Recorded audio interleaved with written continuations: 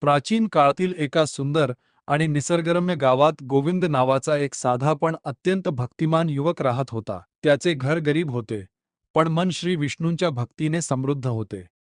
दररोज पहाटे ब्रह्ममुहूर्तावर उठून तो नदीवर स्नानासाठी जात असे. स्नान केल्यानंतर मंदिरात जाऊन भगवान श्री विष्णूंच्या चरणी फुले अर्पण करत असे.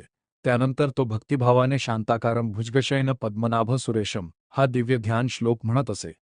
श्लोक म्हणताना त्याच्या डोळ्यांसमोर एक अद्भुत दृश्य उभे राहत असे. क्षीरसागराच्या अथांग जलावर शेषनागाच्या विशाल फण्यांखाली भगवान श्री विष्णू योगनिद्रेत विराजमान आहेत. त्यांच्या नाभीतून उमललेल्या कमलावर ब्रह्मदेव बसलेले आहेत. माता लक्ष्मी भगवानांच्या चरणांची सेवा करत आहेत. संपूर्ण वातावरण दिव्य प्रकाशाने उजळून निघाले आहे. असेच दिवस आनंदात जात होते. पण एके वर्षी गावावर भीषण संकट आले. पाऊस पडेनासा झाला. नद्या आटल्या, विहिरी कोरड्या पडल्या, शेतातील पिके जळून गेली. गावातील लोक चिंतेत बुडाले. दिवसेंदिवस परिस्थिती अधिक गंभीर होत गेली.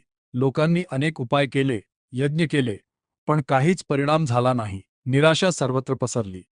त्यावेळी गोविंद गावकऱ्यांना म्हणाला, बंधूंनो, आपण सर्वांनी एकत्र येऊन श्रीहरीचे नामस्मरण करूया. भक्तीमध्ये अपार शक्ती असते. काही लोकांनी त्याची थट्टा केली, पण अनेकांनी त्याचे म्हणणे मान्य केले. संपूर्ण गाव मंदिरात जमा झाले. सर्वांनी एकत्र बसून ओ नमो भगवते वासुदेवाय या मंत्राचा अखंड जप सुरू केला. दिवस गेले. भक्तीचा स्वर अधिकाधिक गगनभेदी होत गेला. मंदिरातील वातावरण दिव्य बनले. लहान मुलांपासून वृद्धांपर्यंत सर्वजण श्रद्धेने मंत्रजप करत होते. एका रात्री गोविंद मंदिरात ध्यान करत असताना त्या तेजस्वी प्रकाश दिसला. त्या प्रकाशातून भगवान श्री विष्णू प्रकट झाले. त्यांच्या मुकुटातून दिव्य किरणे झळकत होती. शंख, चक्र, गदा आणि पद्म धारण केलेले श्रीहरी प्रसन्न मुद्रेने उभे होते. भगवान म्हणाले, हे गोविंद, तुझी निस्वार्थ भक्ती आणि गावकऱ्यांची एकता पाहून मी प्रसन्न झालो आहे. उद्या सूर्योदयाच्या वेळी गावाच्या पूर्वेकडील टेकडीवर जा. तेथे माझी कृपा तुझी वाट पाहत आहे. सकाळ होताच गोविंदाने सर्व गावकऱ्यांना ही गोष्ट सांगितली. सर्वजण टेकडीकडे निघाले. तेथे पोहोचल्यावर त्यांनी पाहिले की एका ठिकाणी जमिनीतून तेजस्वी प्रकाश बाहेर पडत आहे.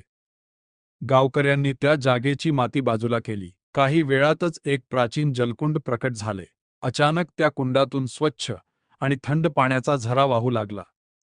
गावकरी आनंदाने जल्लोष करू लागले. सर्वांनी भगवान विष्णूंचा जयघोष केला. काही दिवसातच आकाशात काळे ढग जमले. विजांचा कडकडाट झाला आणि मुसळधार पाऊस सुरू झाला. संपूर्ण गाव नवजीवनाने फुलून गेले. शेतात हिरवाई परत आली. विहिरी भरल्या.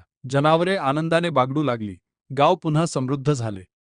त्या दिवसांतर गावातील प्रत्येक घरात भगवान विष्णूंची पूजा होऊ लागली. रोज संध्याकाळी मंदिरात सामूहिक नामस्मरण केले जाऊ लागले.